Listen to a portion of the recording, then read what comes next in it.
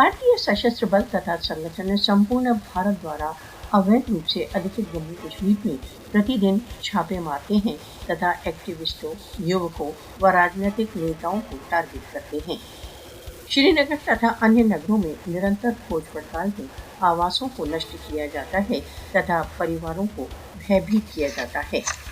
हुर्रियत नेताओं तथा कारकुनों के आवासों पर निरंतर छापे मारे जाते हैं, जो भारत की विरोध को कुचलने की योजनाओं की अभिव्यक्ति है। भारत द्वारा अवैध रूप से अधिकृत जम्मू कश्मीर में अवैध नजरबंदियों तथा झूठे केसों को कश्मीरी स्वरों तथा राजनीतिक अभिव्यक्ति को मौन करने के लिए प्रयोग किया जाता है।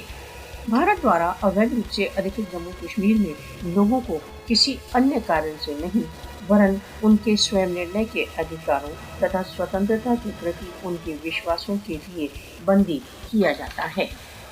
भारत द्वारा अवैध रूप से अधिकृत जम्मू कश्मीर में भारतीय सशस्त्र बलों द्वारा छापों के दौरान डिजिटल उपकरणों, दस्तावेजों तथा निजी जायदादों को जब्त किया जाता है।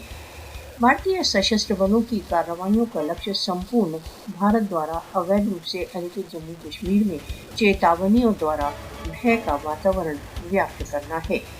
निरंतर दमन के बावजूद कश्मीरी भारतीय अधिकरण से मुक्ति के अपने लक्ष्य के प्रति दृढ़ हैं। राष्ट्र संघ तथा अंतर्राष्ट्रीय मानव अधिकार संगठनों को भारत द्वारा अवैध रूप से अधिकृत जम्मू कश्मीर में व्यवस्थित दमन के लिए भारत को उत्तरदायी ठहराना चाहिए।